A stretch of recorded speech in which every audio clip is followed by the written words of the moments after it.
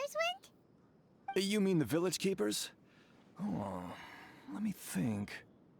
When I was eating dinner the other day, I saw one of them by the side of the road, muttering away and eating mushrooms and tree roots.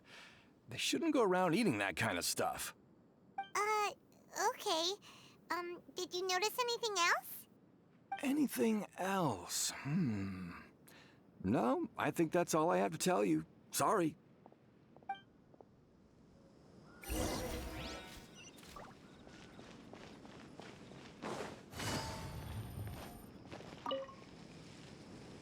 The scholars that have gone missing.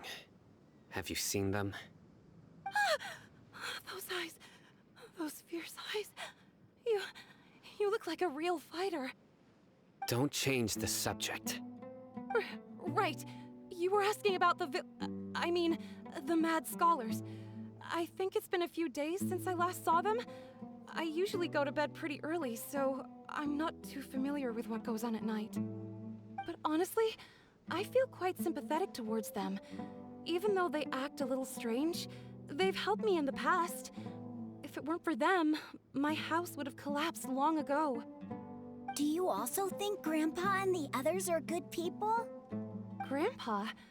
Oh, hello there. It's little Isak. You mean that nice man who looks like your grandpa's long-lost twin, right? He was actually the one who protected my house. I saw it with my own eyes. He happened to be staying near my house that day and was doing something with his hands on the ground. It still feels pretty surreal now that I think back on it. Did someone teach them how to do that? Well, whatever the case, I'll always be thankful to him and whoever taught him to look out for others. I'm pretty sure that if I ever went mad, I wouldn't be able to do anything like that. Gotcha. Thank you.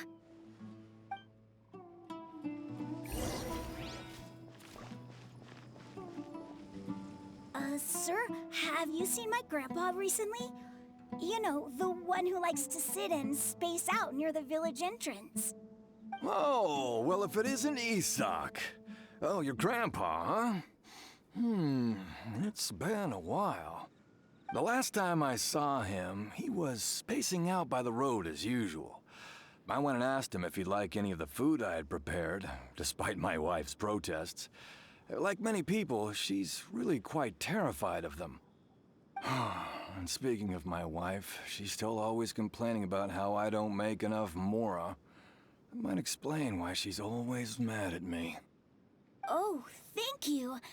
Thank you for taking care of him. It was nothing. You're looking for him, right? Did he go for a walk and get lost? Yeah. That's no good. Well, once you found him, come by my place again and I'll cook a little something for the both of you.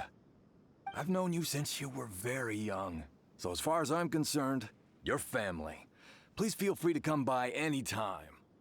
Wow, what a nice guy. Okay, thank you, sir. Huh?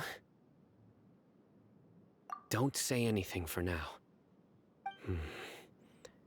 Isak, stay here. Let's head over there. Stay quiet as you move.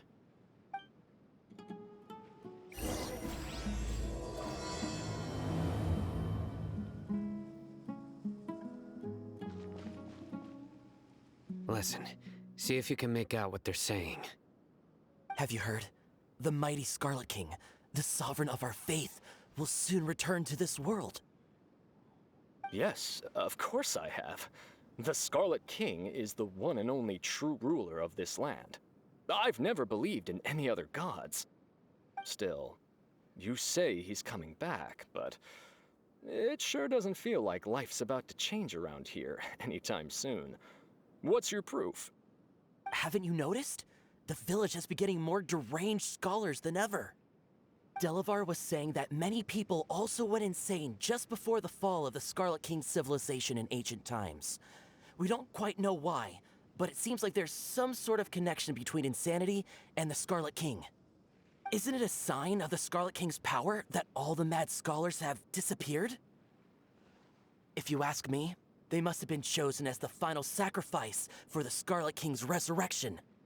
Huh. Now that you say it, That does make some sense. Does this mean our lives are finally going to take a turn for the better? Exactly. Those city folks will get what's coming to them. Now, repeat everything you've just said from the very beginning.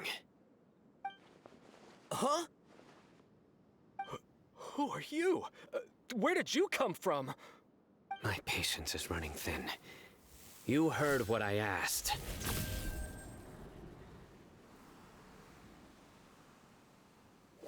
Yeah!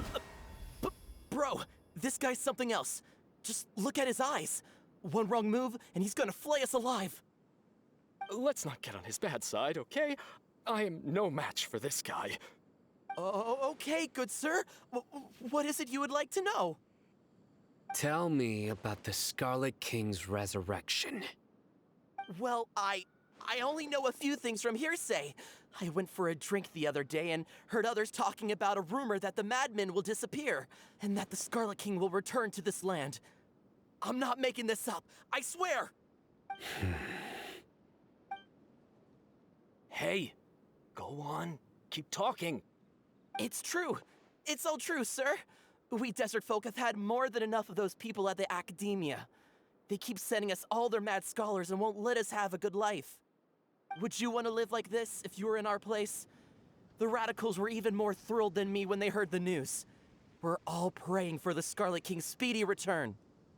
Delavar also said that once the Scarlet King returns to our side, it's only a matter of time before we conquer the land on the other side of the wall. They're all willing to serve under the Scarlet King and fight for a share of the glory. Is that so? Seems like he still wants to know more. Keep talking. Got it. At first, I told myself it was just the drink talking, but then all the mad scholars vanished without a trace, just as the rumors said. Please don't beat me up just for mentioning these rumors. If I'm guilty, then everyone else around here is also guilty. I'm just saying what the others said. The people here really like the Scarlet King, but dislike the Dendro Archon. Where is this radical person you talked about? I haven't run into him over the past few days, so he probably hasn't been around the village. What about you, man? Have you seen him at all? No, not at all. We wouldn't dare lie to you. He's really not here right now. Sounds like you're not too close with the radicals. No, of course not. All we know are their names. I have many ways to stop you from talking. And many others to stop you from sending warning messages. So you'd best just stay home and hope I don't hear of you trying to contact anybody. Don't do anything until I've gotten to the bottom of this. Try something foolish, and even Candace won't be able to protect you. Yes, got it. We'll do just as you say. That scared Paimon half to death. Sino is pretty terrifying. He didn't try to reassure us at all. It's like he's used to hearing that. Oh, Paimon bets lots of people have told him that before. I heard that. Sorry. It's part of being a Matra. The rumor we heard just now seems like a strong lead. But we need to check a few more places. Very well. Isak! I'm here. Where's your grandpa's house? Well, I can take you there. Just follow me. Grandpa? Oh, he likes to be alone. Sometimes he stares at the sky in a daze, and other times he just pokes at the ground with his fingers. Every now and then, he yells out at the top of his lungs, so a lot of people are really scared of him. But he's a good person, really. I know he is. I swear, he's just like my real grandpa. Oh, this is where Grandpa usually stays. There sure isn't much here. No. Incense? Please don't say it's the same one as before. But getting dizzy or need to lie down? There's a scent that you can sense, but I can't. A certain traveler here once passed out from that smell. Thankfully, Tainari saved the day. And then he gave us a long lecture to explain all about how it worked. So, you know Tainari? Huh? You know him too? Are you two friends? Yes. Now that I concentrate, I can also make out the scent of incense. Wait, surely Tainari didn't lecture you too? No, no need. Did you first encounter this scent at Tainari's house? In the forest. From a scholar. What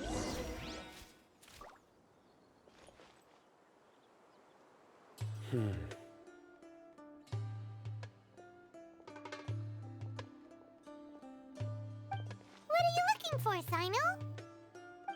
Here it is. Take a look right here. Paimon doesn't see anything. Although the traces have been completely buried in the sand, there are footprints here. From the size and shape, they belong to an adult male. This pattern is a common one from this area. Local shoes. This was probably someone from the village. The scent is quite faint, but still extant. The footprints head in the direction of the door. But who would come looking for Grandpa? He doesn't have any friends. We'd have to ask whoever lured him away with the incense. Huh? So you can lure someone away with just a scent? Hey, what's wrong with liking good food? Everyone's got something they love in life. Exactly. Most scholars are fond of incense, since the smell supposedly helps them clear their minds and discover new knowledge. Even deep within the clutches of madness, they still yearn for their knowledge-seeking days, and will follow the scent whenever it presents itself. No, Grandpa. So, someone's taking advantage of their weakness? Huh. Still, why would anyone want to abduct all the scholars? Are the rumors really true? Could the disappearance of all the mad scholars have something to do with the radicals? It's highly likely. Please, you have to save my Grandpa. Grandpa's never done anything wrong. Please help him. Sounds like we'd better help get him back. Don't you worry, Isak. We won't let whoever took him get away with it. Let's head to Aru Village and inform Candace and the others about what we learned here. After that, we'll set off to find the scholars. Right. The darker fabric definitely looks a lot better. That'd be my choice, too. We're back, Candace. We've got a lot to tell you. Ah, welcome back. Sounds like everyone's friends already. Oh, Dia's here too. You bet. So, everything goes smoothly? Reasonably. Alhaitham didn't go with you? We haven't seen him at all. Huh. I saw him around the village entrance earlier and figured he was investigating with you. I guess he must have gone off on his own. Did you find out anything useful? I see. So someone used a kind of incense to lead the exiled scholars away from the village.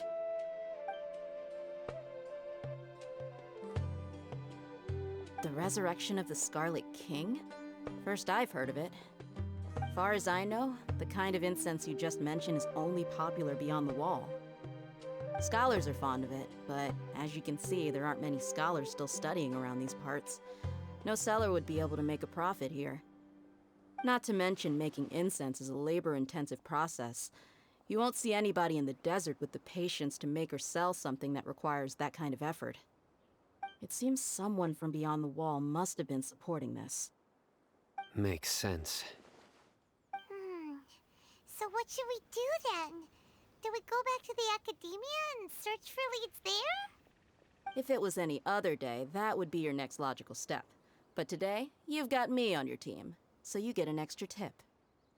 Didn't you say that the villager got his news from the tavern? Well, I also like to drink at the tavern, so I know a thing or two about these radicals he mentioned. If Paimon remembers correctly, the leader of the radicals is some guy called Delavar.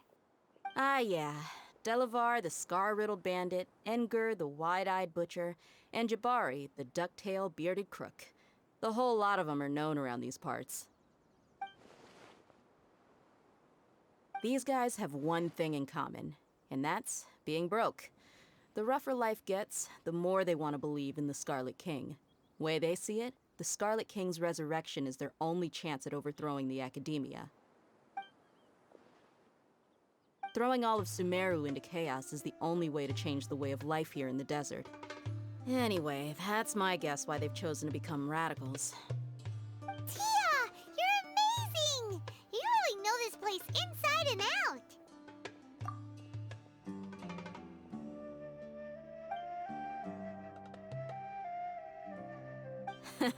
No merc can afford to slack off on gathering intelligence.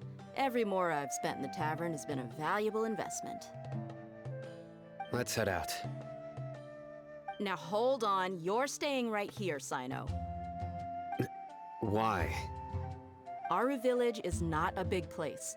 Outsiders stand out here like a sore thumb. I'd bet word about you has already gotten out. The desert is unforgiving, so the way of life here is also a lot tougher than on the outside of the wall. You survive on making connections out here. Compared to you, mercs like me are just third-rate amateurs. I've got no actual fighting skills to speak of. But that also makes it a whole lot easier for me to gain the locals' trust. I need to go around and ask some questions, but it'll be difficult if you're with me. Fine. Good, then we've got a plan. The Traveler and Paimon will go to Caravan Rebot with me, and we'll try our best to figure out where the mad scholars have been taken. Sino, you'll have to stay in the village and continue investigating on your own. All right, sounds like a plan.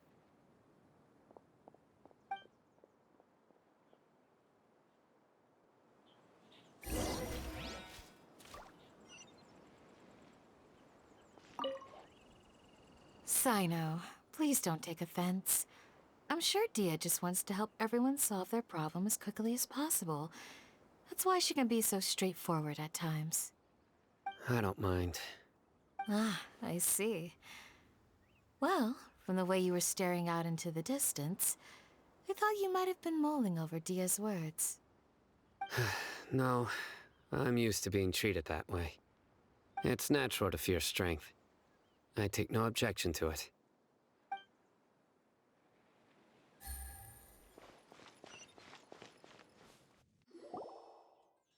Well, here we are again. Sounds like you're starting to get familiar with the area. Paimon's amazed every time we see the wall of Samiel. How can a wall this tall even exist? It's almost unreal. I know what you mean. I had the same question every time I walked this way when I was a kid. Also, why is this high wall here? And can a wall really block sandstorms? It was only after I grew up that I realized the wall of Samiel isn't just there to keep out the sandstorms. It serves a more important purpose, keeping out people like us. Sumeru is run by wise and mighty sages. To them, us desert dwellers are nothing but tools that can be used and discarded at their whim. We're cheap labor, like livestock, but easier to control. Nothing more. Even if a child from the desert got the chance to obtain an Akasha terminal, almost all their requests for knowledge would be denied. The Academia believes we're underserving. Geniuses like Sataria are 1 in a million. The other children never get a single chance to try and rewrite their fate, even though the Academia knows very well that we're humans, just as they are. That's terrible. I would tear down this wall with my own hands if I could. Hey, Dia. You're not thinking about doing anything scary, are you? No, not at all. This place just gets me thinking, that's all. Besides, we're here to procure information, aren't we? Yep, we gotta catch those. Shh. Caravan Rebot is crawling with people, so be careful what you say. We don't want anyone to find out what we're here for. Our mission started the moment we arrived here. Let's go check out the tavern. Maybe we'll find someone I know.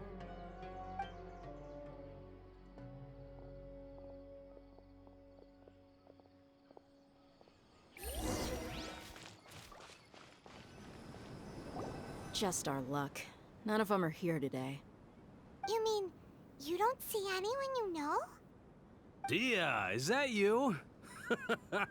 What a coincidence. You here for a drink too?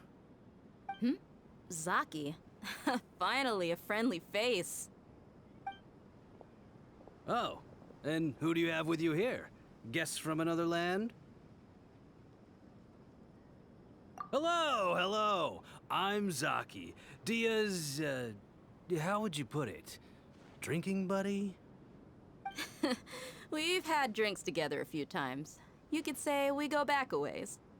Anyway, as far as my friends here, they aren't too shabby, are they? You rarely see any Outlanders so friendly and respectful nowadays. Absolutely.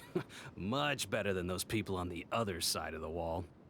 So, Dia, are you looking for someone? Yeah. Have you seen Enger, Delavar, or Jabari recently? Of course I have. Matter of fact, we were all here drinking together just a few days ago. I've got a spice trading deal from another nation. I thought maybe Delavar and his friends might be interested. Know where I could find him? Ah, how thoughtful of you. Then I assume you also know that Delavar's been having a hard time making ends meet these days, so you came here to help him out? Hey, keep it down. Let's just say I prefer to keep this deal a secret. Y'all at Caravan Rebot are like family. If there's more to be made, why not do it together? Besides, Delavar and his friends have muscle. They'd be a good fit for escorting the goods. Yes, how considerate of you. Delavar's my friend too, so of course I can take you to him. Come with me.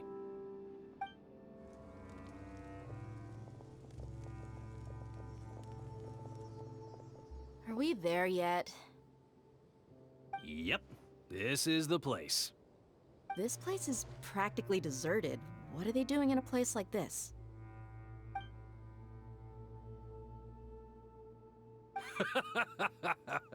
Why don't you take a guess? Go on, a wild stab in the dark. You're like lambs to the slaughter.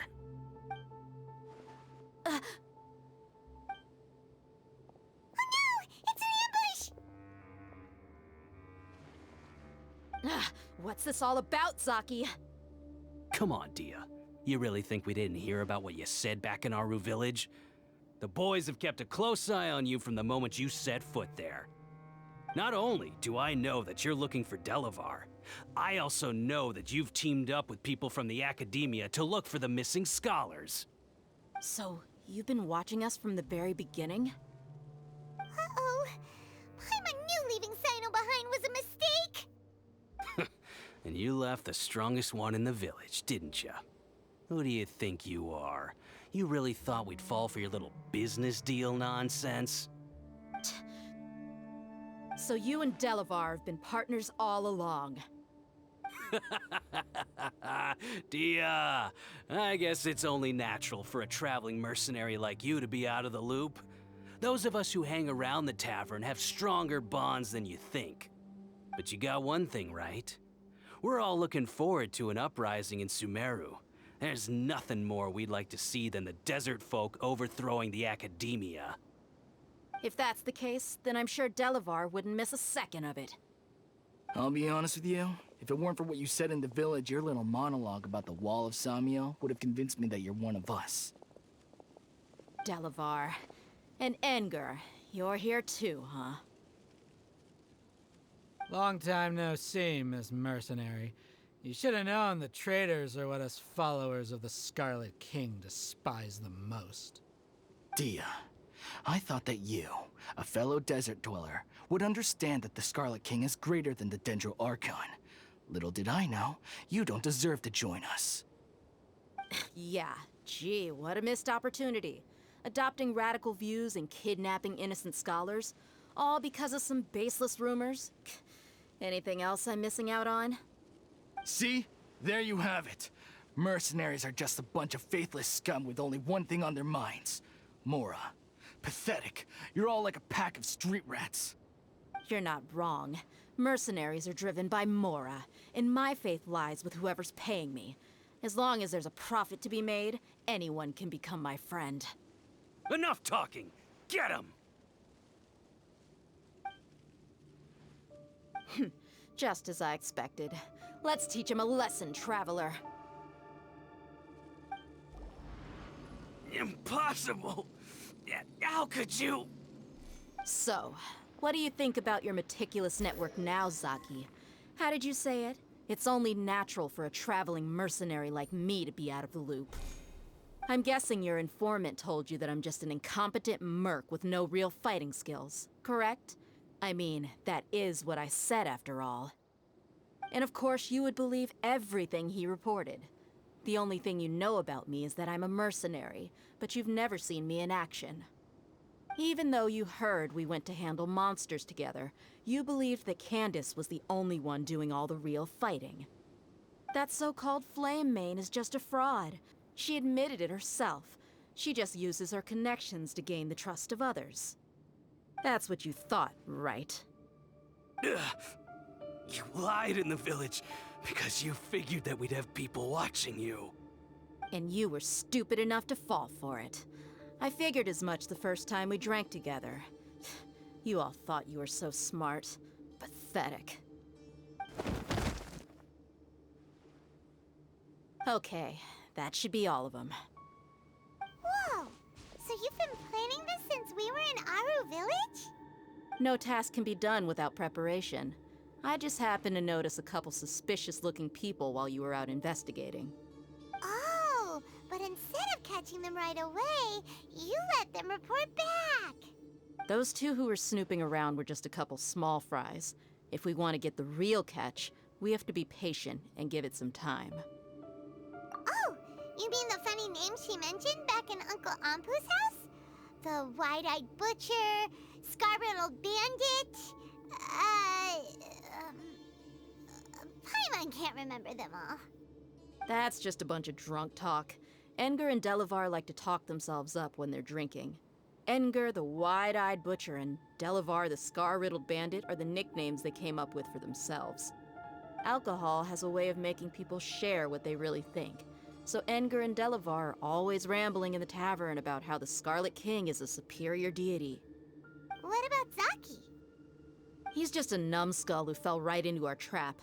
Zaki was probably the best hidden of them all. My initial plan was to find Delavar first, and then try to track him down. That's what you wanted to ask when we were at Uncle Anpu's house, right? Jabari is one of the villagers you talked to. You know, the one who wanted to treat Isak and his grandpa to some food.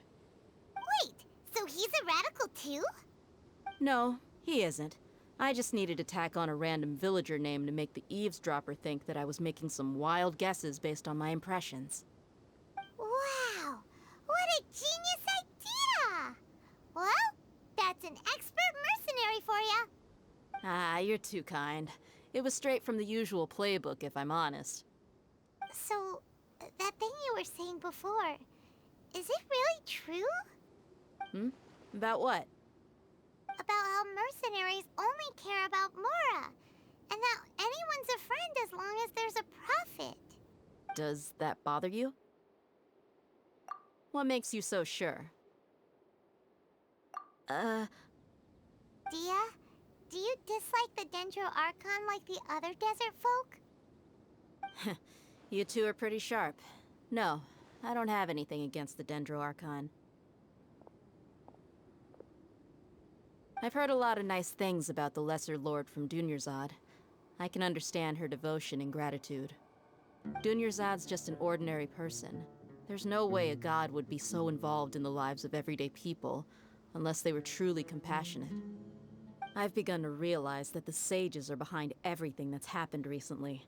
The Radicals' blind belief in the Scarlet King, making the Dendro Archon out to be an enemy. It's all the Academia's trickery.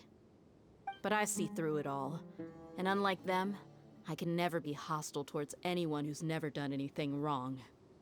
Dia. Anyway, looks like we're done with business here. Traveler, lend me a hand. Let's tie him up and bring him to the village.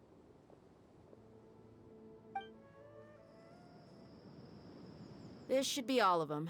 I'll let you take it from here. All right. I'll be in touch. Until then, please stand by. Candace, do you need any help? Candace will be okay on her own. I trust her, so you can too. She's been guarding Aru Village for quite some time now. If anyone is qualified to question the offenders, it's her. While I'm questioning them, why don't you pass some time by exploring the area? I'll meet you back here tomorrow morning, Traveler. As for these idiots, let's just hope they live to see another day.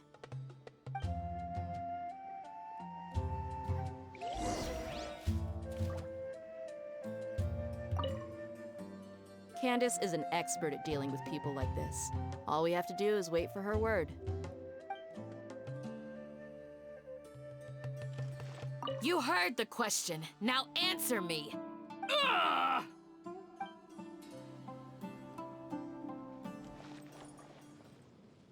Dia! Right on time. We'll know any moment now. Paimon's been wondering. You seem to know Candace pretty well. Have you been friends for a long time? We've known each other for some time now. She's a pretty interesting person. Even though she's an extremely strong warrior, she never misuses her powers against others. Oh, Paimon knows what you mean. Like a lot of martial artists say, never take the fight outside the ring.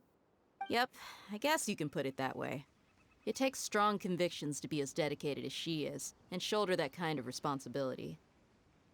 Us mercs, on the other hand, we pretty much live from one day to the next. Well, Paimon thinks you're great, too. Really? Thanks for that. Oh, Sino's here, and he's pretty early, too. Yes, I was here yesterday to help out a little. To help out? By doing what? Sharing some interrogation techniques. Oh, you mean you taught Candace some more persuasive methods? Right. Come on in, everyone. Come on, let's go inside.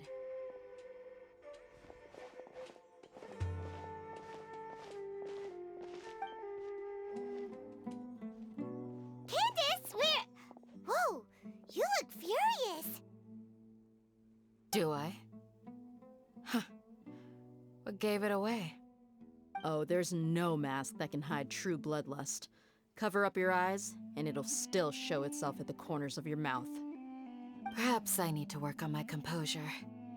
Still, it's perfectly understandable why I'm angry. I'm sure everyone present would agree. Yes, ma'am. Please, don't beat us anymore. We're gonna die. Well, looks like Sino taught her well.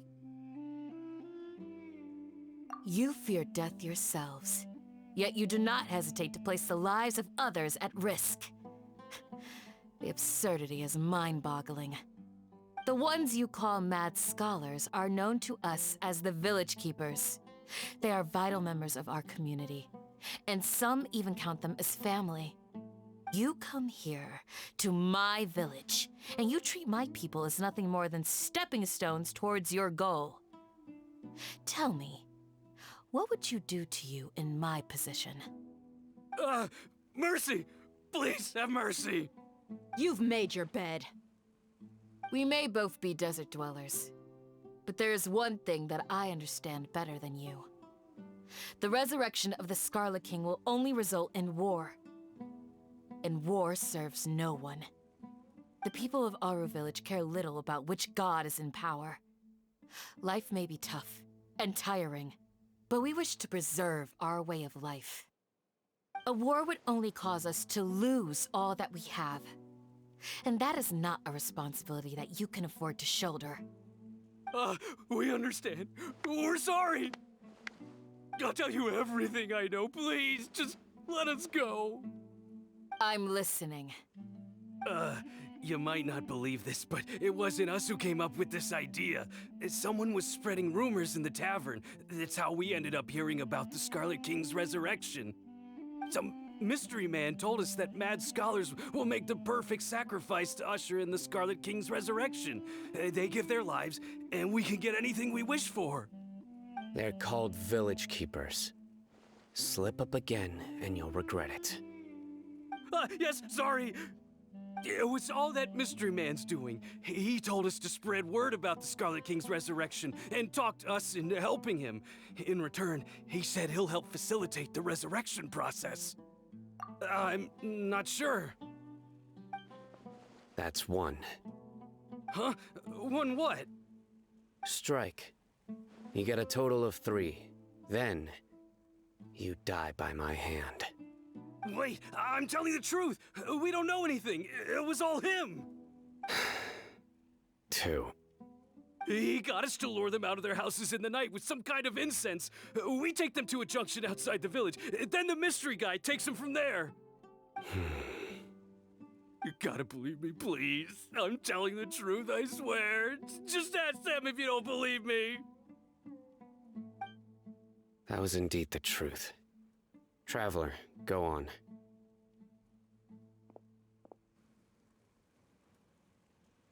You have to believe me. If I knew that, I would have told you his name right away. I'm not risking another beating to keep his secrets. No way.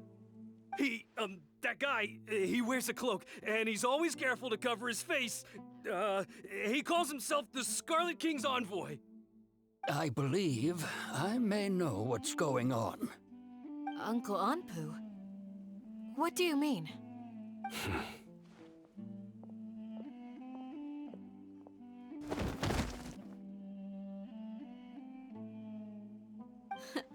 Smooth. Okay, speak. If my suspicions are correct, this mystery man they speak of could be from the Academia. Some time ago, people from the Academia attempted to take the village keepers away. I refused, insisting that they are part of our community.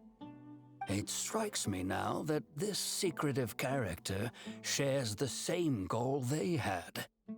Which means it's highly likely that the Academia was purposely spreading a false rumor to trick the radicals into delivering the village keepers right into their hands. They were the ones who brought them here to begin with.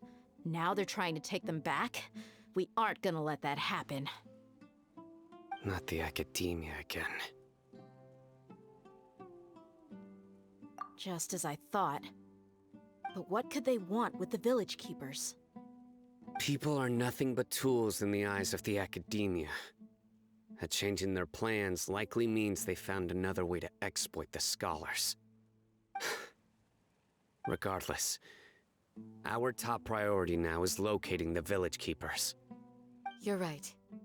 Isak is still waiting for news on his grandpa. Time to go. Let's leave the village and try to track them down. Yes. Pack up and get ready to leave. You got it. Candace, I'll let you deal with the radicals. Leave everything outside the village to us. All right.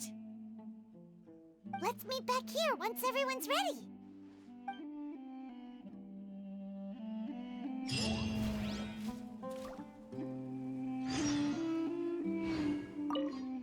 What scheme is the Academia brewing now?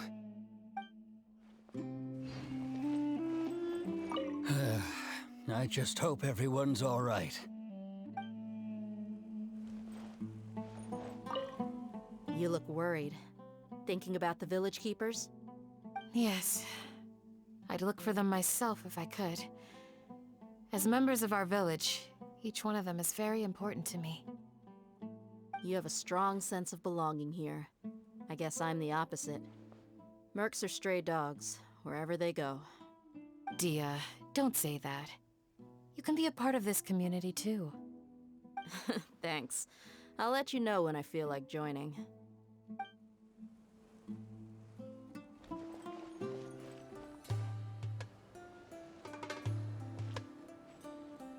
Let's get some food in us and then we'll... Whoa! Where did you come from? Well, as you can see, I am merely sitting here and reviewing what we have deduced thus far. You were gone for ages!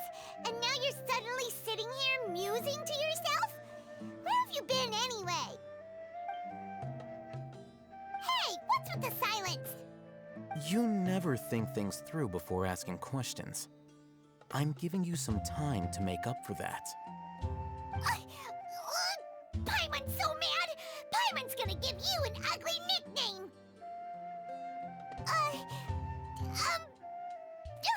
Never mind! Paimon's got nothing. There's just nothing super obvious to pick with this guy. It makes it so hard. Well, you've heard nothing to suggest I left this whole time. So clearly, I stayed in the village to investigate. Anyway, you plan to leave Aru village and keep searching for the truth of this matter, yes? Yep. We're not gonna find out anything more by staying here, so we thought that we might as well take the search elsewhere. Enough with the silent treatment! No. I'm just surprised that you decided to team up with him. Alhaitham, you haven't helped us out at all ever since we arrived at Aru village. Bold of you to question our choices. Yeah, you're all talk! While you were investigating, I had my own work to do, which I've now finished. Really? Paimon doesn't believe you. To be honest, we aren't really a team, so I have no obligation to inform you of my whereabouts. Not to mention that going separate ways allowed me to find some important information that you all had missed. Huh? Right here in the village? Correct. What did you learn? I'm going to take you to someone. But before that, you need to understand where she's coming from. What does that mean? How do you think the residents of Aru village feel about what we're doing? In other words, do you truly believe every single word the villagers tell us? You mean some of them lied to us? Hiding the truth does not necessarily equate to lying. Again, these people have their reasons. Remember what Gandis said? Most people in Aru village don't necessarily care which deity is in charge of Sumeru. That's because whether the Scarlet King or the Dendro Archon has power is of little significance to them. By contrast, the perils of their daily lives are ever-present concerns. They won't simply share everything they know with you without good reason. That's why you believed there was no further information to be found in this village. Glad you're following along. Among those you have talked to, there's someone who was consciously keeping you out of the loop. In fact, she's been observing your every move since you arrived. The reason being, to someone who only wants to live their life in peace, any external factors introduce unpredictability into the equation. Those eyes. Those fierce eyes. You look like a real fighter. Don't change the subject. It's quite obvious that she's intimidated by Sino's authority and strength. Right. You were asking about the mad scholars. She corrected herself mid-sentence because she's aware that there are Scarlet King fanatics in the village. If she sounds too friendly towards the village keepers, she could easily make herself the radicals' next target. I think it's been a few days since I last saw them. I usually go to bed pretty early, so I'm not too familiar with what goes on at night. Remember? She made a point of denying her involvement in anything that occurs at night. But honestly, I feel quite sympathetic towards them. Even though they act a little strange, they've helped me in the past. If it weren't for them, my house would have collapsed long ago. After speaking to the village chief, it became clear that the village keepers had protected Aru village at night. In other words, the young miss was very much awake during that time. Then why would she lie? By getting involved with an outsider, she risks drawing unwanted attention to herself. As for why she might be so wary about all this, maybe you should ask her. I'll pass on this one. You said that she is afraid of me. If so, it's best if I stay out of this. We're on it!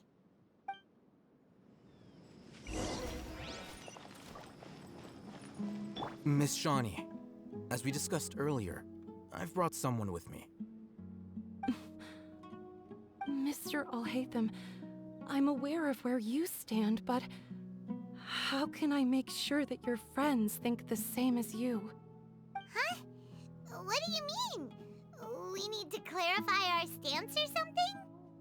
Go ahead and talk to her. You'll get the answers you want. Go on. Earn her trust. Is it really that simple? May I call you Traveler?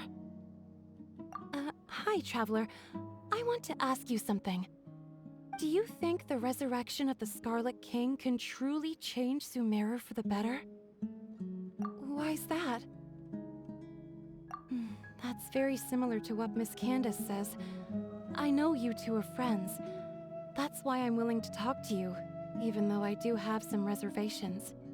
Before, I wouldn't even have the courage to ask something like this. Traveler, do you believe our lives will get better? Yeah! We came here from another nation, so it isn't wrong of you to be weary. And we aren't really residents of any one nation. But even so, we've met lots of people from different places, and we've always fought for what we believed in. We have friends in Sumeru, and we want to help them. That's why we decided to stay here for a while. I want to trust you. My apologies for posing my questions like that. To be honest, I didn't expect you to come back for more information. Alhaitham told us you have your reasons. It's okay. We understand. The fact is that only one side of my family is desert folk. I don't really fit in anywhere in Sumeru. Some believe in the Dendro Archon, while others believe in the Scarlet King. I don't belong to either side, and neither side would want me. Speaking of which, the Radicals mentioned that they despise traitors. Do they just think that anyone who's different from them is a traitor? Yeah. Some people can be so narrow-minded when it comes to bloodline and beliefs. It makes no difference what I say or how I behave. I'll always be suspected of having ulterior motives. Slowly, I just stopped talking to people. I pretended not to hear or see anything. All I want is to live my life in peace. And then it happened. The village keepers who had helped me disappeared with no explanation, and I didn't dare breathe a word about it to anyone. Until now. You can tell them. I'm sure he'll keep your secret. All right. I'll tell you what I told Alhaitham. I actually have a sharper sense of hearing than most. Sometimes, I hear strange crying sounds in the night.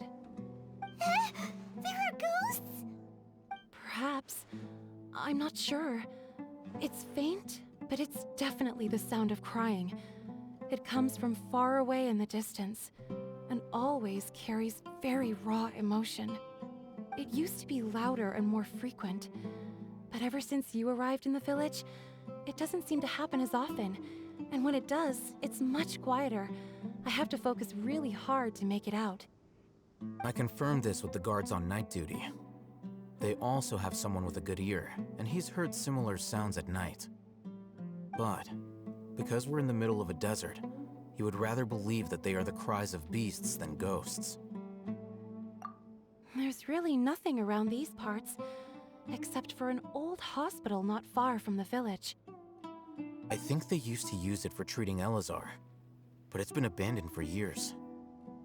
Yeah, let's go! Busted! Oh, is this the place? place? It's in terrible shape, and there's sand everywhere. Empty and forgotten. An ideal place to hide people. Whew.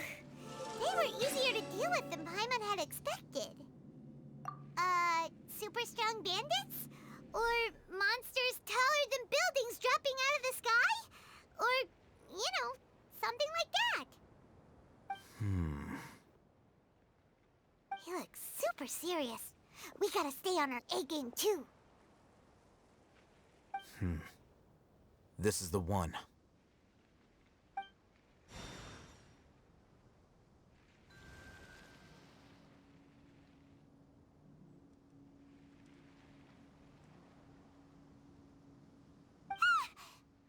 Let's go in and take a look.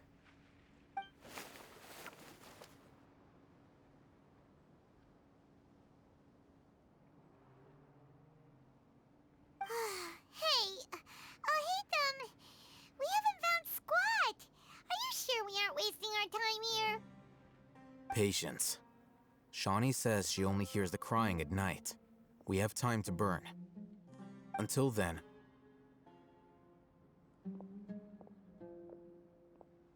I'm taking a break.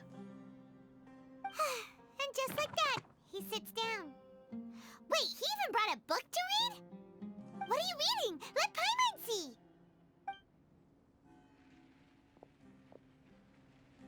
Okay, sure.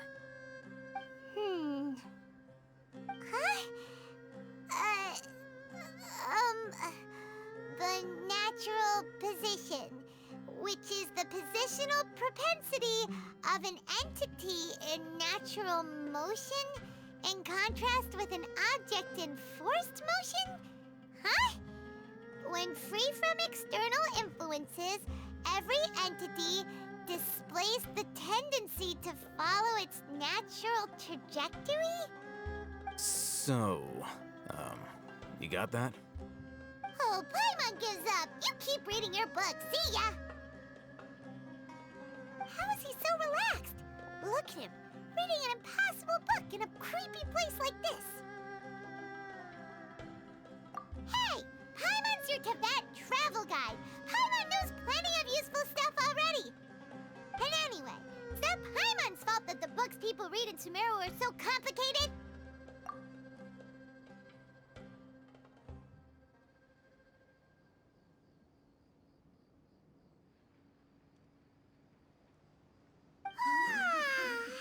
Paimon's getting so sleepy. Huh? What was that sound? There it is. It's coming from that direction.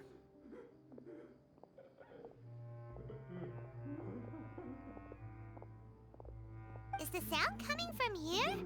Huh. Paimon's not seeing anything. It's from below. But there's no way we can get down there. Something is off about the interior here.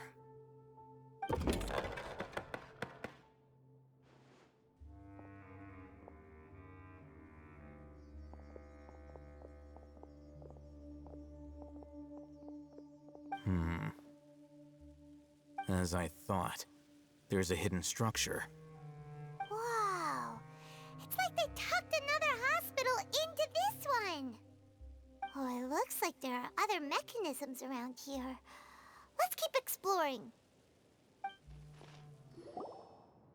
Huh? Look, there's someone over there. Good idea. Let's approach him slowly without alarming him.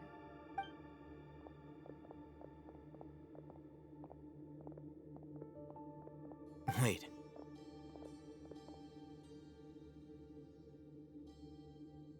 You're... He can't speak, and his eyes are unfocused. But he looks too young to be anyone's grandfather. Also, why is he the only one here? Didn't expect to see him here. You know him? He's Razak, a senior of mine at the Academia. He's a scholar too? Is he the kind holes up in a forest and mumble stuff about training? No. And that's the problem. Razak was never involved in any of those things. He never trained in the forest, let alone reach Satyavada life. Leaving that question aside for the moment, him being here alone means that we might be too late. Looks like they've already taken everyone away. For whatever reason, they left Razak here. Perhaps they simply didn't have time to come back for him. There are drag marks on the ground. They're clearer by the doorway. Someone was forcefully drawing a cart that was loaded with something heavy. Loaded with people? That is one possibility. It looks like they were in a hurry, as if they were afraid of being caught. In their haste, they failed to notice Razak hiding in a corner. The symptoms are identical. Looks like we found living proof. Huh? Why do you say that? Allow me to jog your memory. Recall your time at Port Ormos. Don't you think his symptoms look familiar?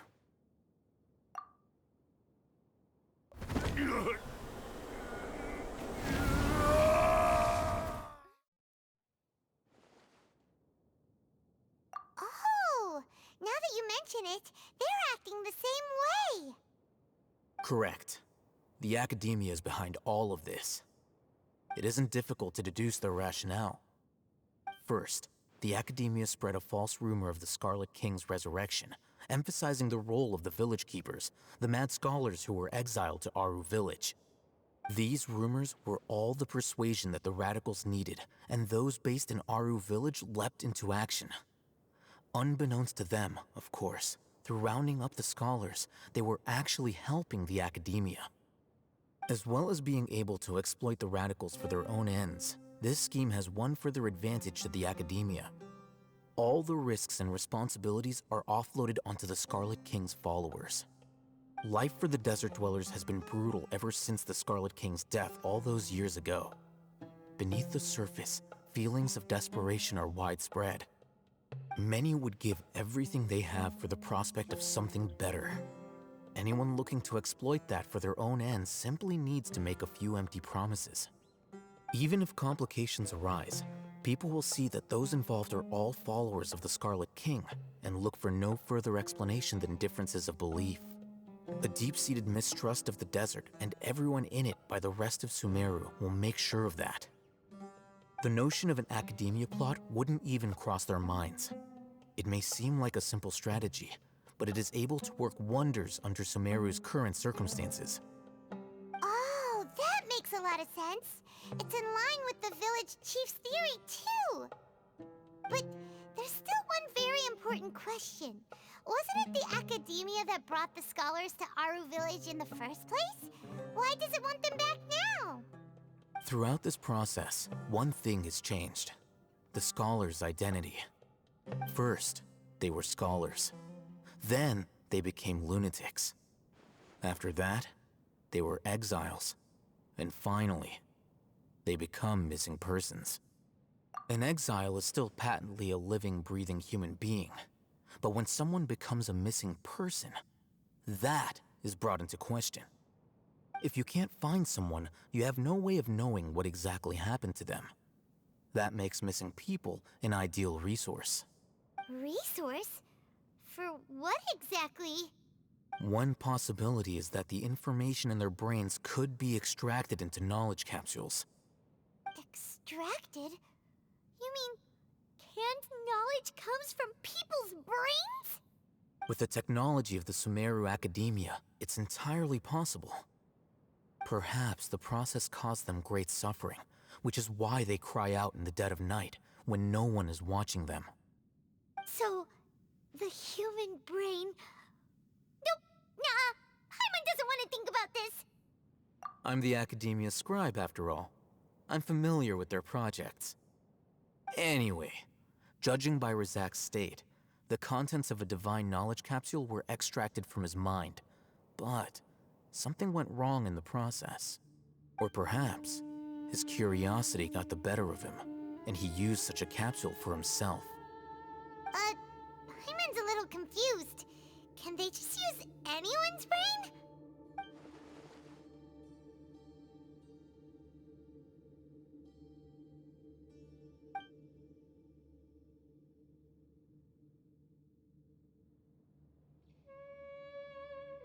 The look on your face tells me you've realized the answer. That's right. To some scholars, gaining knowledge about the gods is their entire life's pursuit. Extracting canned knowledge is just one of the extreme measures they turn to. However, I can't help but wonder, what do they seek to gain from divine knowledge? The academia is going out of their way to look for forbidden knowledge, but what is their ultimate goal? I've spent quite some time trying to analyze the contents of the divine knowledge capsule, but to no avail. It seems like my way of thinking is too different from theirs. You mean you're not even slightly interested in getting your hands on this forbidden stuff? All scholars seek to expand the horizons of knowledge, but I'm not particularly interested in gods, so I don't share their degree of zealotry. Extracting information from people as if they were lifeless objects?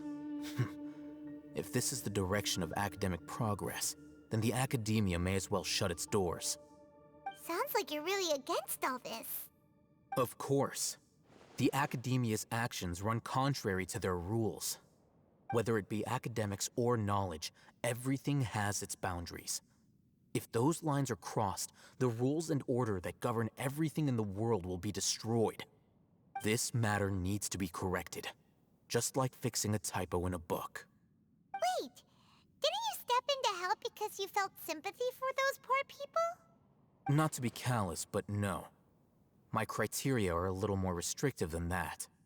There is no shortage of suffering in Sumeru, and the same can be said for the rest of Teyvat as well. What do you plan to do about that? Save every last person? Probably not. Paimon's not sure. You can say that. Simply put, I don't blindly place my faith into strength or heroism. I do what I want. The divine knowledge capsule is something I want to investigate in full. That doesn't mean I'm willing to take action for the sake of a few strangers.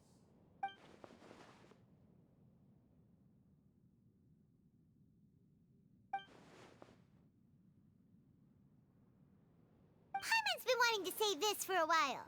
There are a lot of bad guys in the academia, but you're not one of them. You're their weirdo. You're probably right. Though I must say, I quite enjoy this feeling of being the odd one out. Uniqueness is also an asset, is it not? Wow, that's a great way to think about it. Paimon's really impressed. If only Miss Shani had a similar mindset, her life would definitely be a lot easier. I'm just a more likable person than her in general. There's nothing more to it than that.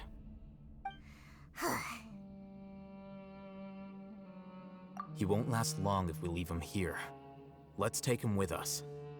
We'll work out our next step after we return to Aru Village. We're back!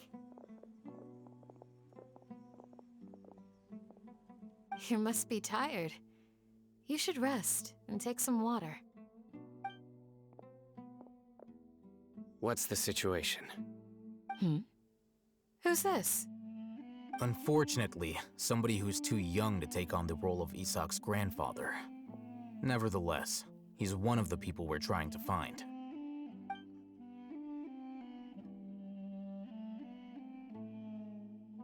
So, at one point in time, the abandoned Elazar Hospital served as the Academia's site for extracting divine cant knowledge.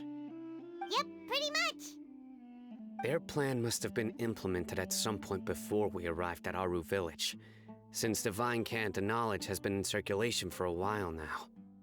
Yet, they fled once we were headed to the village, almost as if they knew we were on their trail. Why is that? Yeah, why is that? We may have a mole in our midst. One of us could be secretly revealing our whereabouts to the Academia. Huh? that shallow? Looks like none of you have realized wherein lies the issue. Sino, you're the reason why they can predict our movements. Wait, what's that supposed to mean? Choose your next words very carefully. It is simply a logical inference. I have my reasons. So what you're saying is, Sino's the mole. Interesting. And here I thought you were the most suspicious one, Alhaitham, since you were always acting alone. I know. You have a point. But I realized something as we were returning from the hospital. Sino isn't like any of us. What are you trying to say? Do you still remember who you are, General Mahamatra? As a Matra, you are no doubt privy to certain kinds of information. Before you can take action against someone, you are required to have all the facts available, including the less than savory details. Simply put, the academia has traditionally allowed you access to a wealth of sensitive information. Knowing their modus operandi, wouldn't you expect them to take precautions against you?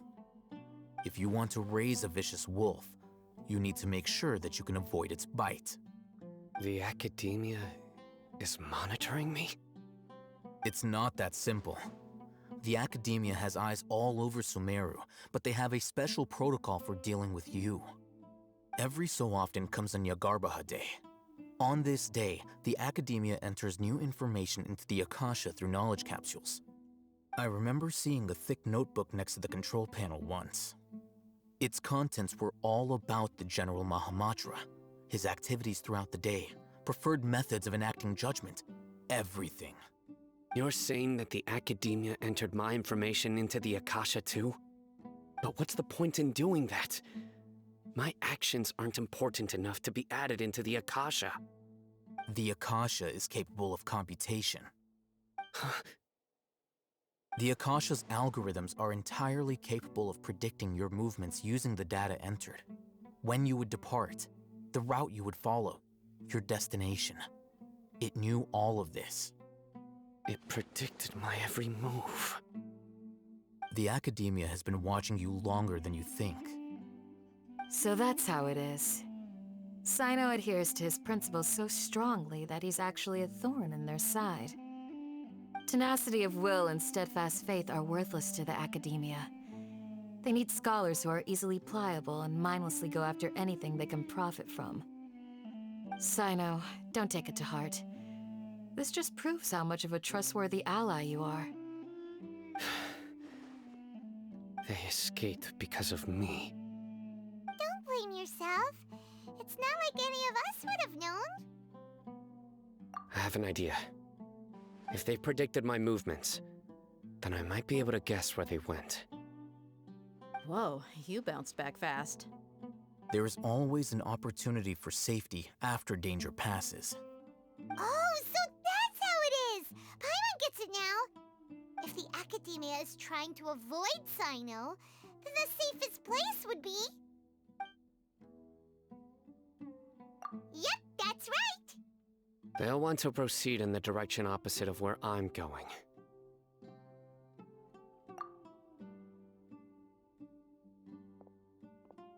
I must go. There's also something I want to investigate.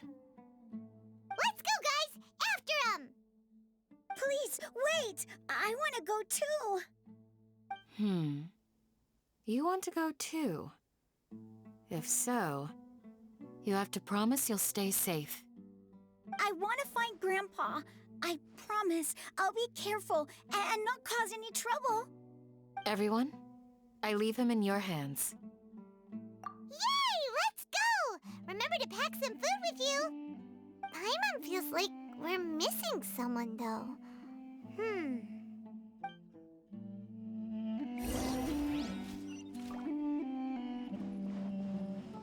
So, where do we go from here?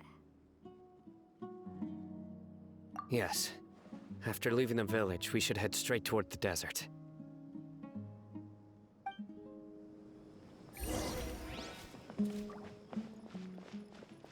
I know the desert like the back of my hand.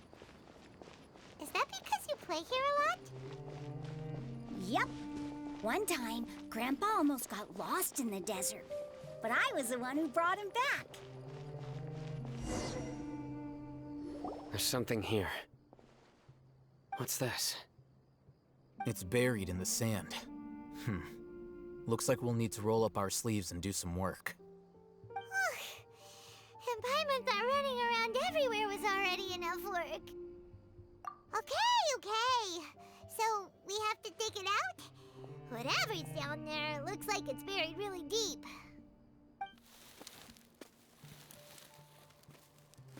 These are likely fragments of an Academia-developed device, something akin to a headset. Looks like there were more than one village keeper. They must have been escorted this way because there are device fragments scattered around here. Let's split up and search the area. Chances are that we'll find other things nearby.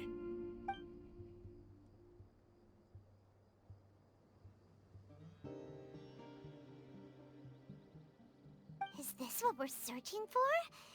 It looks kind of scary. This is definitely a device used to extract divine knowledge.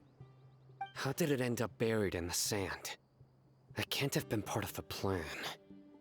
They must have been attacked along the way. Wait, what? Grandpa, I hope you're okay. Don't worry, your grandpa's gonna be fine. Razak didn't display any signs of starvation or dehydration, which means that they left fairly recently. We should be able to catch up. One more thing. Given that the device had been entirely covered by sand, I believe the attack must have happened prior to the sandstorm. Let's keep going. They can't have gone far.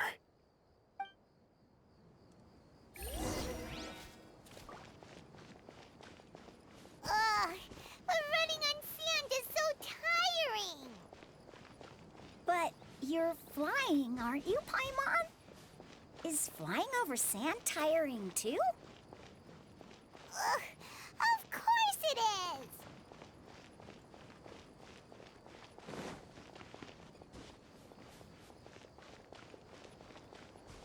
Voices, over there. It sounds like an argument. Whoa, you have really good ears. Don't get any closer. They'll notice us. Dia's talking with the Eremites? Very interesting. Let's listen in. If you had informed me sooner, there'd be plenty of room for us to... You're one of us. We would never lie. Scholars. You don't know as much as I do. Need me to... I knew it. That's our Dia. Dia? Why would you... Dia! Hey, what are you doing? Huh? Didn't you say you'd help me find Grandpa? Why are you on their side? Well, look who's here. Ain't that something? This complicates things. You've betrayed Aru village? So, this is the great General Mahamatra. Dear, you'd be better off as my assistant than hanging around with this motley crew. Seen for yourself, I have the means and methods, and my ideals are far more admirable than theirs. I'm not the type that's easily swayed, Raman. You of all people should know that. Wait, what's going on, Dia? Whose side are you on here? Shut it, Paimon. It doesn't matter. Whichever side you pick, nothing could deter us from the grand mission of resurrecting the Scarlet King. Once our Lord of Old returns to this land, we will have a new beginning. Face the facts, Raman. It's not gonna happen. You should understand that more than anyone. Have all your years as a merc taught you nothing about placing hopes in a ruler? I'm a desert dweller and a proud follower of the Scarlet King. Whether I live by the edge of the sword or in peaceful comfort, my soul will always carry this conviction. It's not too late yet. The village mad scholars aren't gonna bring the Scarlet King back to life. You don't understand, my dear lady. Pursuing our faith is our purpose in life. Even if the chance of success is 1 in a million, we must be willing to give everything we have. Even if it'll expose you to the academia? Even if they end up disbanding the Eremites? Your Eremites, which you've worked so hard for all these years? Yes.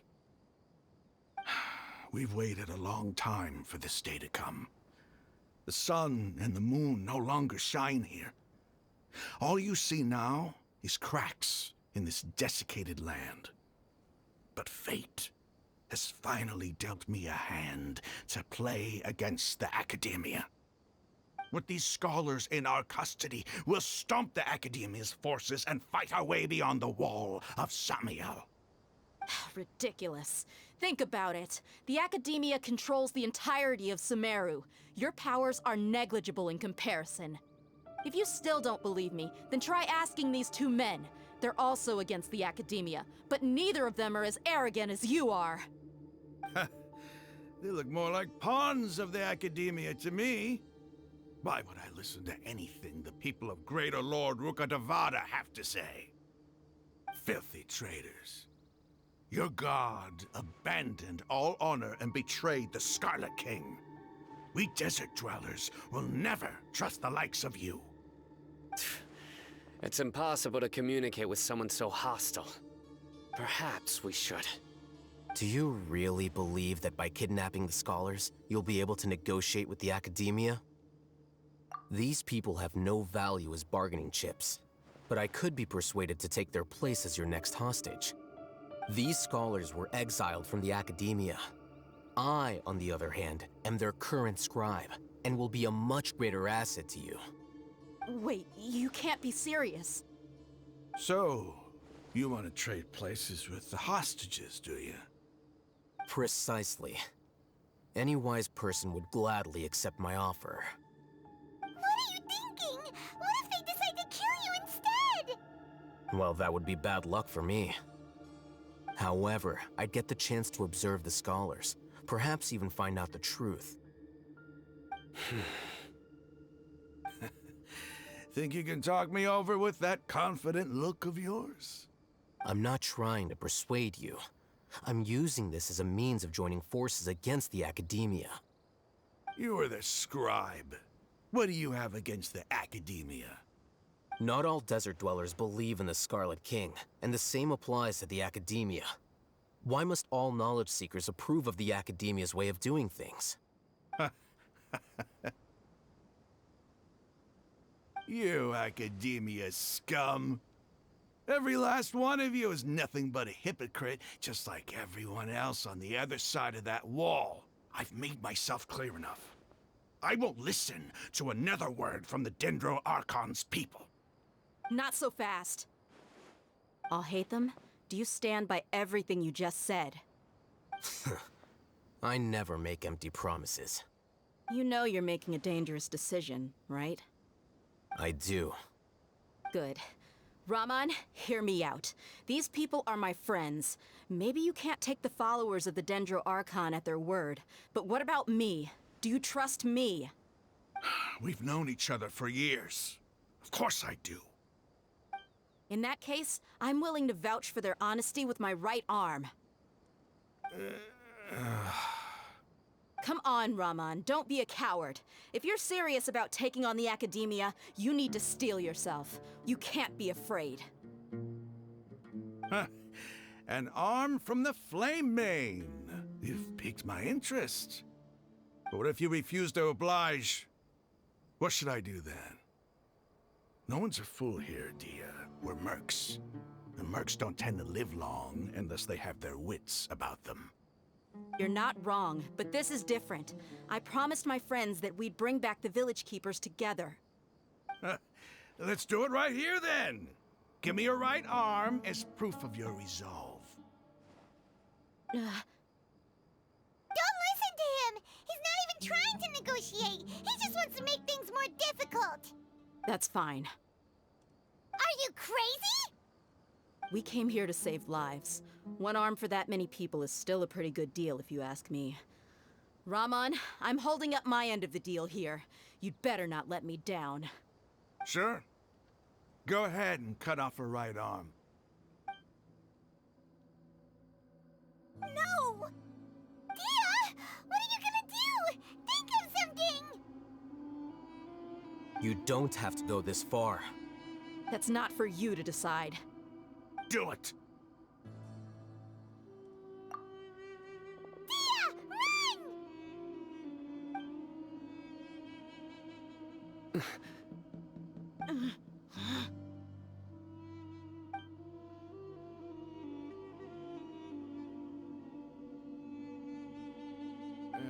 Stop! What's wrong? Can't do it? Flame Mane, you and I are both desert folk. Cutting off your arm is no different than cutting off my own fingers. Where's the sense in cutting my own kin to pieces? You've shown me that you're serious. Go on now, take your friends and leave. Meet me in the desert at noon tomorrow.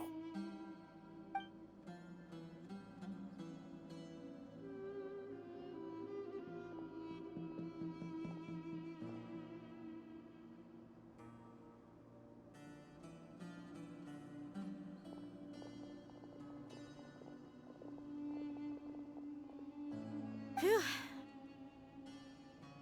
I was really counting on him not going through with it. Dia! That was crazy! Have you all lost your minds? What if he'd actually cut your arm off? Then I just have to hold my claymore with my left arm.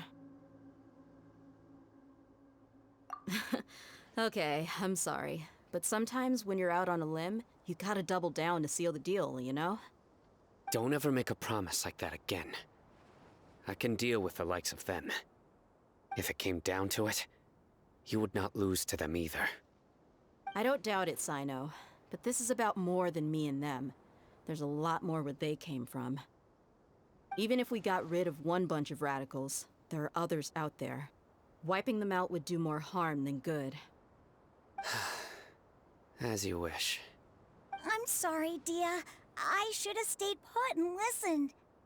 I should have trusted you. It's okay.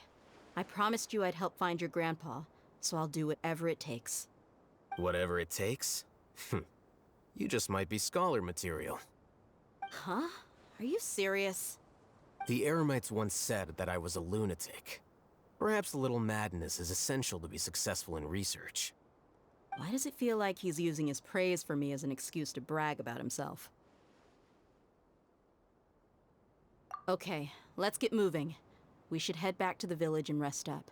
Today was just a trial run. Noon tomorrow is gonna be the hard part.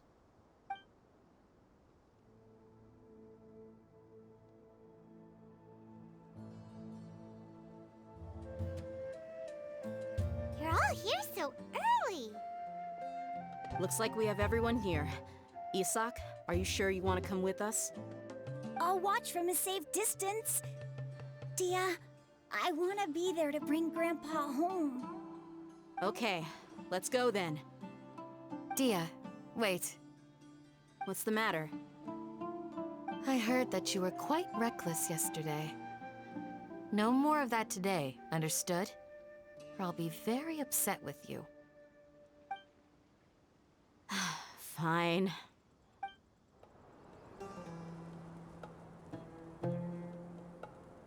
Huh.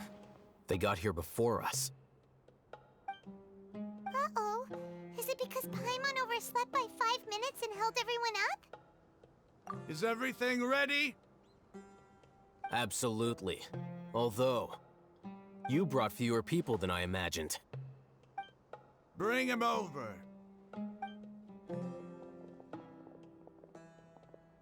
Grandpa! Why is there only one of them? Rahman, I've always thought of you as a man of his word. What's this about? It's a 1-for-1 exchange. Sounds fair, don't you think? And let me put it this way. Agreeing to any kind of deal with the Dendro Archon's people is already a huge compromise on my part. Don't you think you've asked enough?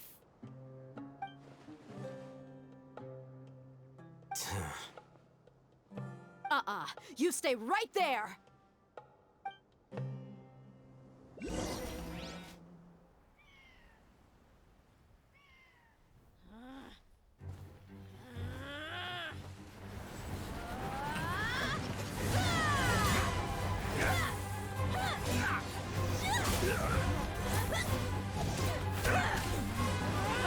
Boy, what do you think you're doing?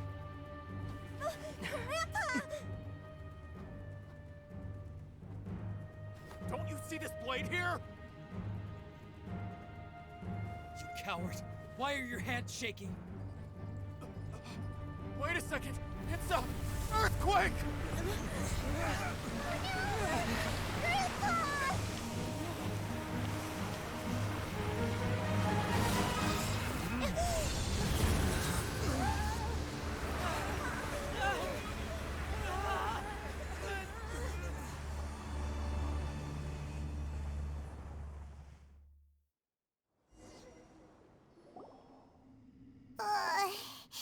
Paimon's dizzy.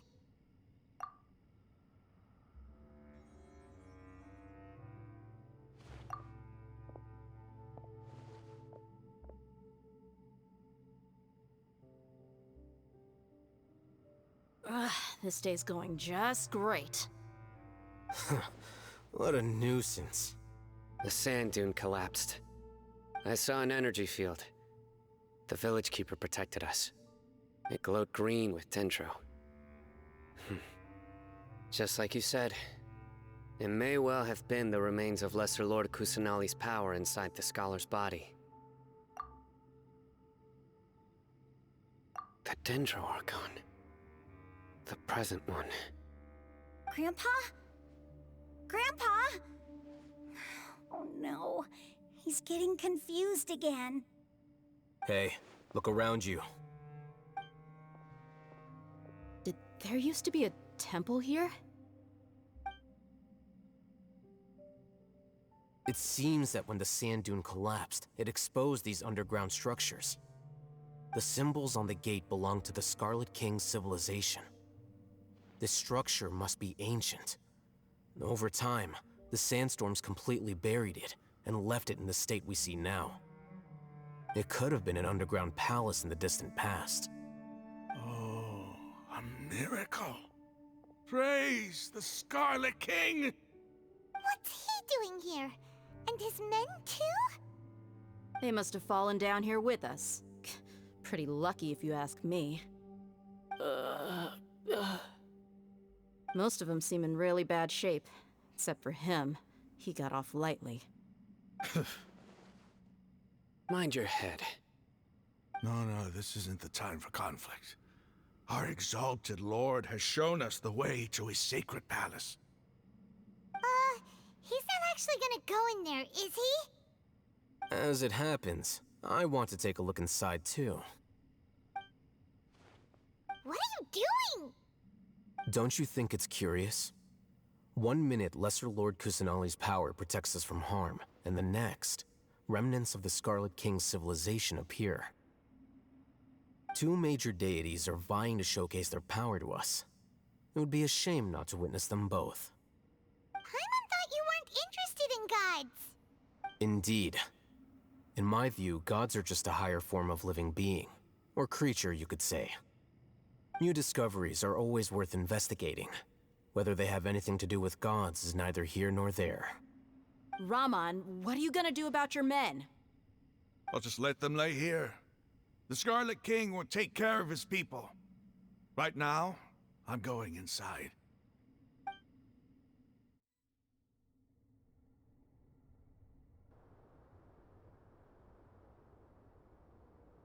It's full of life here. This defies comprehension. It looked completely desolate from the outside. Yet, it flows with energy inside. Yeah, and there's so many plants. It's so pretty. Sir Raman. Huh? Me? Do you see another Raman here? Are you mocking me? What do you mean, sir?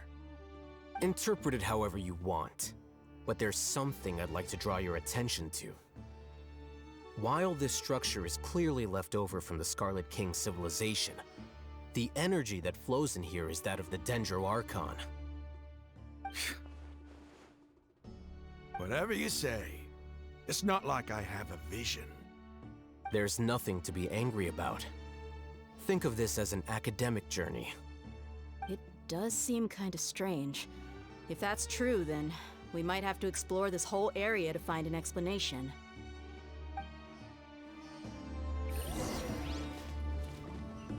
Oh, now that's a sight to see. The Scarlet King's splendor surrounds us. There's so much vegetation here. It's different than what I expected. Sure are a lot of plants for a desert. That's what I call divine providence of the Scarlet King.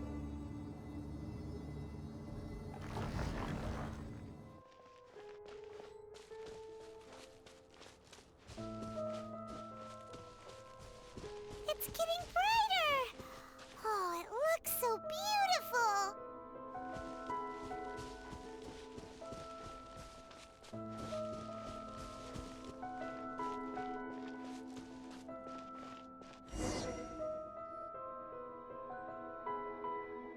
Wait.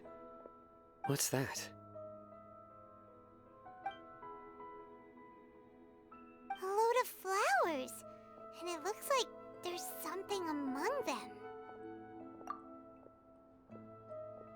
Oh, these are Scarlet King runes. They left something behind. Yes. It's an elegy written in an ancient script. What does it say? Here lies our faithful priest Kasala. His wisdom is a miracle among the people, deserving of high praise and admiration. You can read ancient Scarlet King script?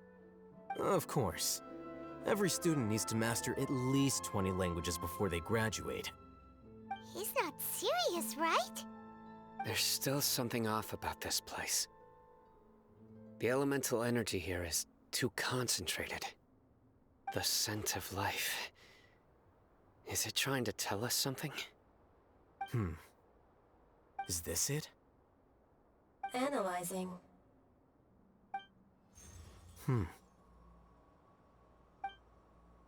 There seems to be a hidden message among these skeletal remains. Excellent. There's a device from the Scarlet King's civilization in this gravesite. I'll transmit the information over and project it for everyone to see. Isn't sharing knowledge against the Academia's rules? Yes. However, under the circumstances, I'd prefer you to see this for yourself. You'll understand after watching it.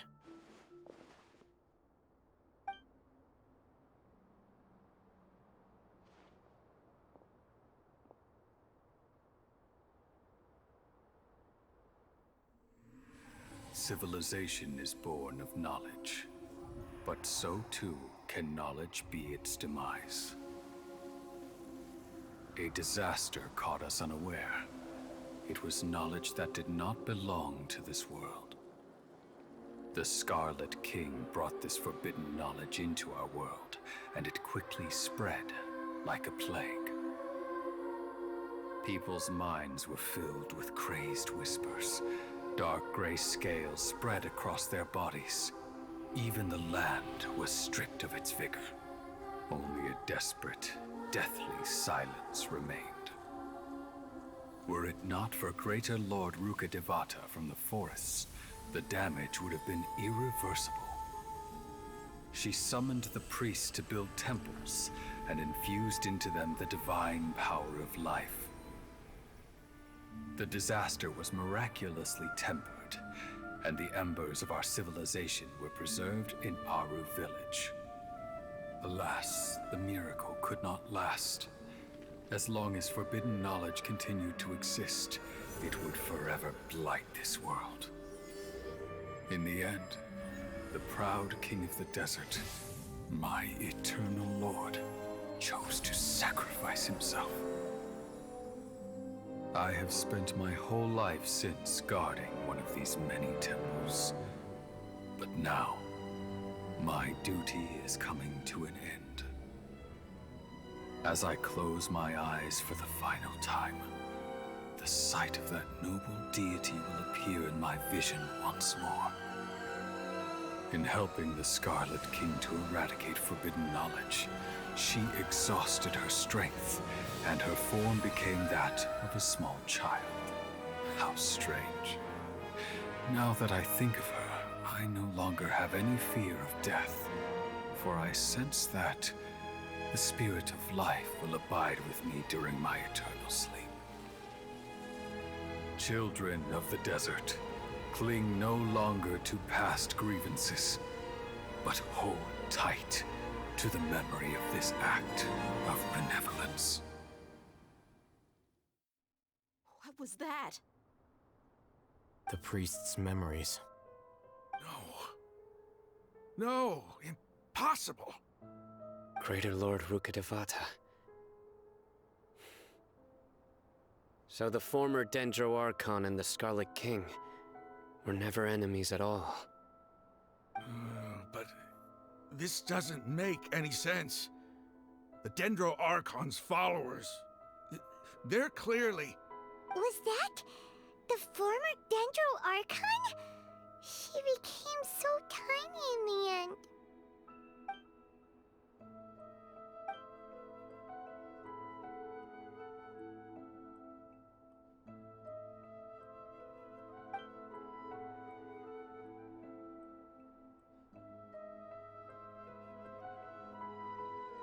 You might be distrustful of the Akasha, but there's no reason for you to doubt the Scarlet King's technology. You've just witnessed his priest's last words. I've never heard about any of this before. The surviving followers of the Scarlet King all gathered in Aru village. Our god did not make mistakes. We refused to believe any of the rumors. The Scarlet King's death, the all but total annihilation of our civilization, it was all Greater Lord Rukkhadevata's doing. We saw her as nothing more than a traitor, who stabbed us in the back in our moment of crisis. Just like us humans. Fighting, feuding, double-crossing each other to survive in the desert. You were blinded by your prejudice.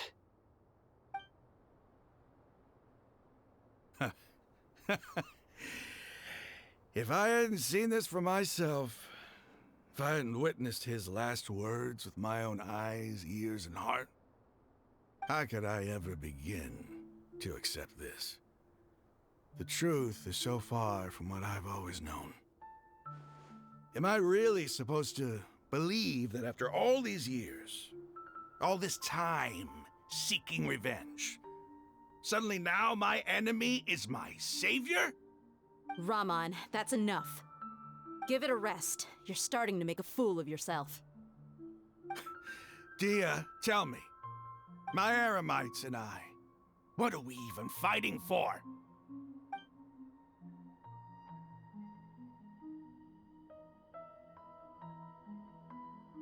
Hey, how you doing? I'll live.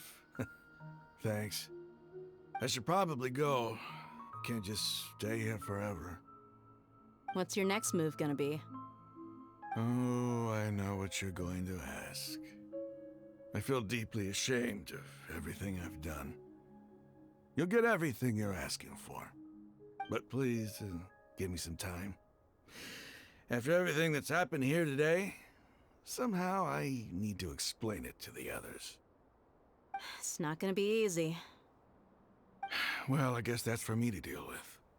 Dia, this is where our camp's located. Make a note of it. When would be a good time for us to go? Tomorrow. I'll convince everyone that we're all on the same side. And I'll return every last one of your your village keepers. We'll share our other resources with you too. You seem to finally understand that our true enemy is the sages. Yes. The gods never gave up on anyone. It's the people responsible for all this that need to face the consequences of their actions. That must have been rough, but he seems to have figured things out now. Ramon's no fool. Being the leader of your own faction in the desert is no easy feat. It's too bad he was held back by his belief in the Scarlet King. But now that that's changed, I guess we have a few more people on our side. The outcome, at least, is favorable. We should get going too. Let's head back, have a proper meal, and a nice, long sleep. We'll need all our energy tomorrow.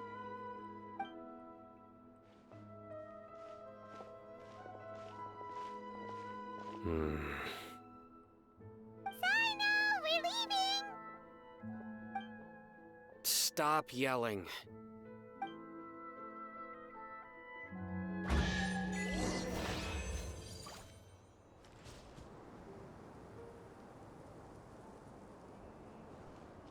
Ramon, we're here.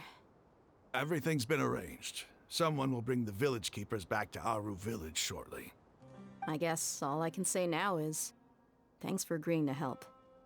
Don't mention it. I think we can both agree you went to hell and back for it. But we share a common cause now. From here on out, we're allies. Where are the perpetrators? I'll bring you to them. Follow me.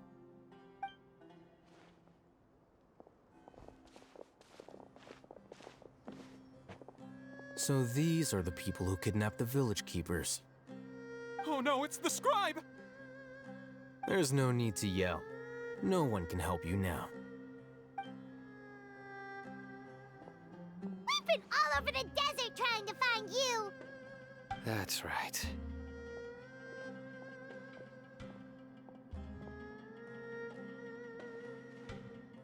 General Mahamatra? No, no! Make it quick, please! Swift and painless! Whoa! The moment they set eyes on Sino, they turned pale like they've seen a ghost! You should have known that I would be coming for you. Wait, we were just following orders! You know what I'm talking about, right? There's no way we could have done all this by ourselves! No, not Sino! He's gonna tear us limb from limb! I could do worse. Please have mercy! Start talking. Otherwise, I'll have to resort to other methods. So, your superiors have kept you quite busy recently. Why? What are they trying to accomplish? They, wanted to extract canned knowledge. Don't play dumb. You know what I'm really asking. They extract divine canned knowledge. Then what? I really don't know how to explain it. Well, you better start talking or you'll be sorry!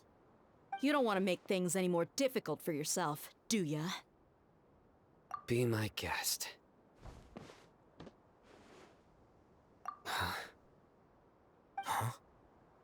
Uh-huh. That sure didn't sound like a fancy metaphor or anything. You're serious, aren't you? How did you know? There's no use hiding it now. Yes, you're right. The Academia is working on an important and potentially world-changing project. They are creating a new god. A god that will belong to them and to the people of Sumeru. It may seem as if Sumeru's academics are thriving, but ever since the death of Greater Lord Rukkhadevata, scholarly breakthroughs have been few and far between. The withering of Irminsul has been getting worse recently. The sages have tried everything they could think of, but nothing's worked. I'm always hearing them say things like, if only Greater Lord Rukkhadevata was still with us. Continue. And then, someone from the Fatui showed up. They called him the Doctor.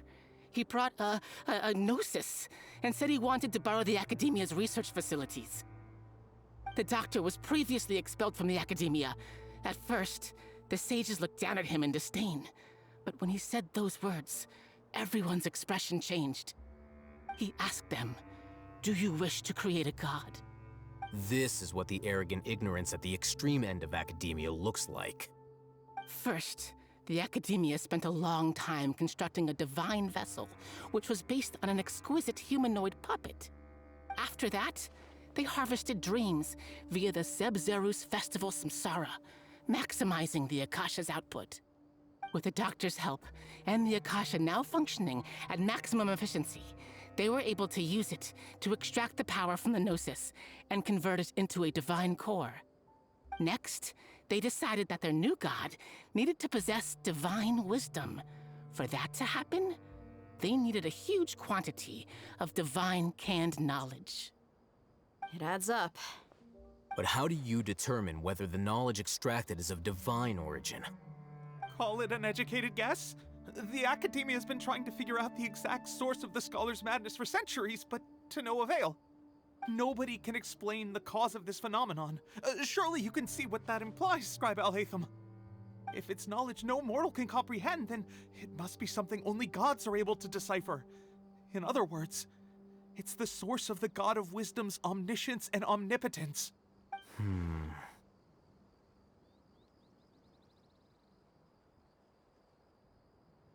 You must have noticed by now. The Academia doesn't care about who their god is. It's the ability to exercise control over knowledge and wisdom that matters. It is as if they are cursed with a desire for omniscience and omnipotence that burns in their blood. Some organisms demonstrate phototaxis, and thus orient their entire lives in respect to sources of light. For the sages, their only source of hope is the existence of a deity who embodies the acme of wisdom. This is but a form of phototaxis. For many scholars, the absence of a god of wisdom means stumbling in the darkness for the duration of their lives.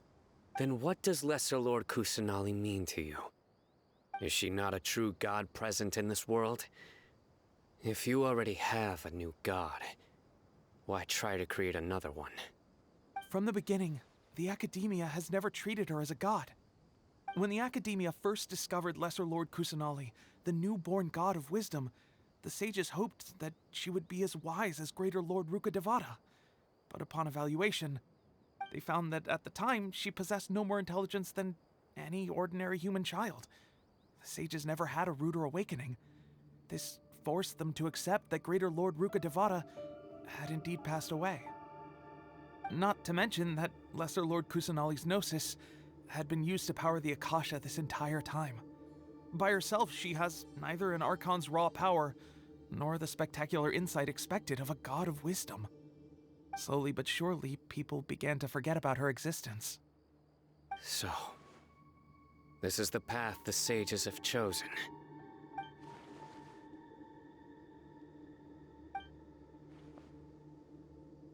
All right, let's try to keep our cool. If everyone's in a bad mood, then let's change up our scenery. Rahman, give me a few men to help us escort the village keepers back to the village. And these two scholars, they're coming too. Sure, as you wish.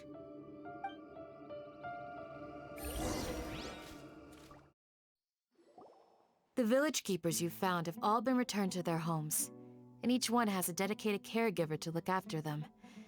The two new scholars are being kept under close supervision, too. Really great work, everyone. The atmosphere is so heavy.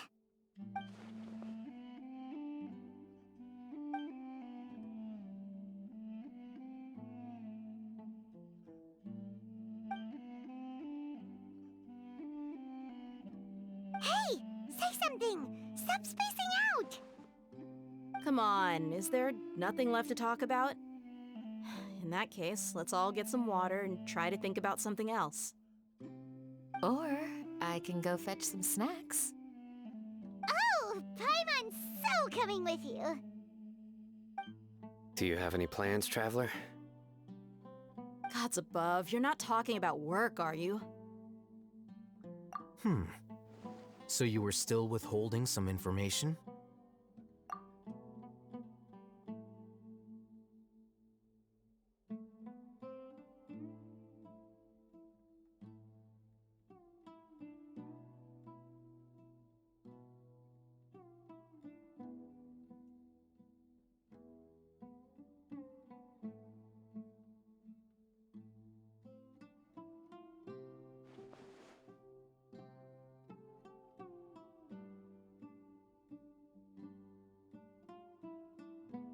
Even though we lived through all of this firsthand, it still feels super surreal to hear you talk about it again. What a whirlwind of a story. I felt like I was holding my breath the whole time. It seems like there'll be more issues to face in the days ahead than I'd anticipated. Still, now's a good time to make our next move. Now that Ramon's joined us, we'll be an even stronger team. It's time to make a plan. Indeed. These events are a flagrant transgression of the rules in every sense. We cannot allow it to continue. So, everyone, are we on the same page? Crush the sages and rescue our god. That is our ultimate goal. Well, let's brainstorm a little more about what other resources we can draw on. The next time we gather here, we must have a solid plan. Yep, it'll work out for sure.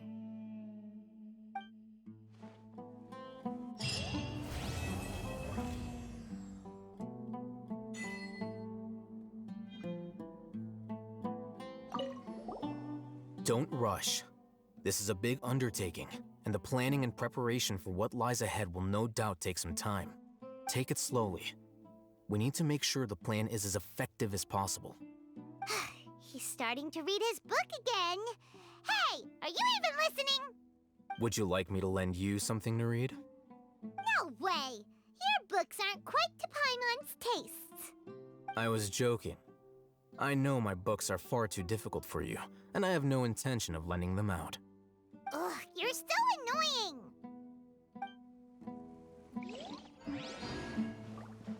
You must let me know if there's anything I can do to help.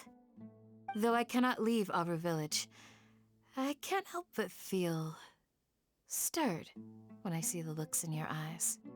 I've never felt as roused as this when fighting alone in the past.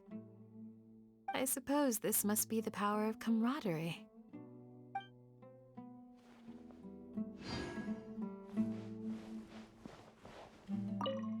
Memory is far superior to mine. By the way, do you In the past, I never imagined that even the gods could suffer from hardship. If we can find a way to change all of this, will this nation become a better place?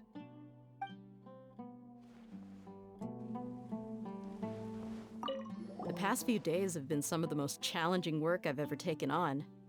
And none of it'll earn me a single Mora. I can't believe it.